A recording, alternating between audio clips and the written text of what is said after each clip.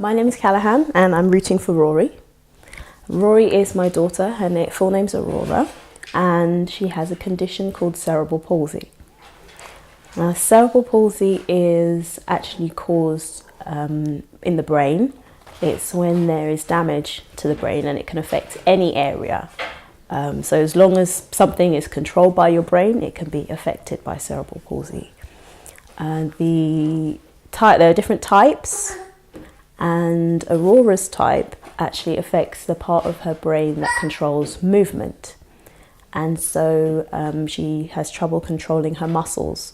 And you actually need your muscles for quite a lot of things in your body. So from eating, swallowing, speech, hearing, vision, walking, sitting up, all of those things are affected by the muscles in your body. And so Aurora's condition means that she doesn't speak at the moment, and that she also cannot sit up on her own for maybe more than a minute or so at a time, and she can't stand or walk unaided either. I was induced early because I had a condition called preeclampsia. And so when we initially noticed that she wasn't doing some of the things that children at say 6 months are supposed to do, at 6 months they're supposed to be able to sit up on their own and those kind of things. And we noticed that by then she'd kind of stopped doing the things she was doing before. So you have the first child's able to hold their head up, then they're able to roll over and do all those things. She was able to do those quite early.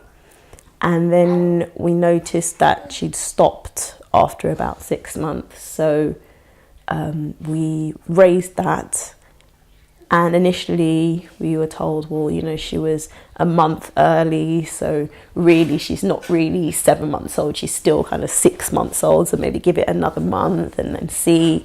So we eventually got a concrete diagnosis when she was 15 months old of evolving cerebral palsy. Now, what that means is, because the child is so young, you don't know the full extent of the cerebral palsy until they kind of get older and it manifests itself a bit more. Well, I'm not going to bash the NHS because Aurora has had a lot of help.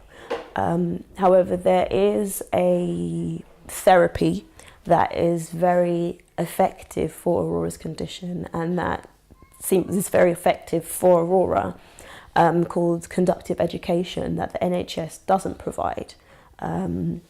It was invented by a man called Andreas Petto, back after the Second World War, and it involves some aspects of physiotherapy and occupational therapy. It's kind of all merged together, but in a much more instructional way.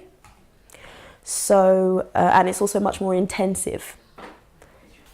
Now, it is something that you can find in the UK. I'm not going to say that it's not. There's places all over the world that do it. However, in the UK, what's offered isn't as intensive and isn't as effective for Aurora. I'll give an example. In the UK, whereas you might get an hour and a half 5 days a week for 2 weeks, where the institute where it was actually invented, where we've been in Hungary, will give you 4 hours 5 days a week for 4 weeks for a fraction of the price. We came back and she was starting to be potty trained and she was much stronger in her body and all that kind of thing. I mean, the second time we came back and she was able to sit down cross-legged and put her hands down to keep her back up, which were all things that she couldn't do before we went. The Aurora cerebral palsy, should I say, hasn't really affected us in a bad way, because as far as we were concerned, from when she was a baby, we noticed that she was having some sort of difficulties. And my husband was reading up and everything, and he was thinking, well, he thinks it may be cerebral palsy. because it seemed as though the connection, the signal from her brain wasn't getting to her limbs properly. So when we did get the diagnosis, it wasn't so much of a blow to us. And Aurora is a delightful little girl. She loves to laugh. Everybody who meets her says that she's so jolly. And I think that makes it easier for you to kind of bear. We, as far as we're concerned, we feel she's normal. She just needs a little bit more help than others. That's all. And the question that people may ask, somebody actually said to me, "You sound so positive." And I said, well, what can you do? This is what we have, and this is what we're going to have to work with. I don't blame God, because the Bible tells us that we won't always have sunshine. We will have some sorrow and some pain. So, and he also says that he wouldn't give us more than we can bear. So as far as we're concerned, I feel really it could really just be a test on our faith to see how we deal with it.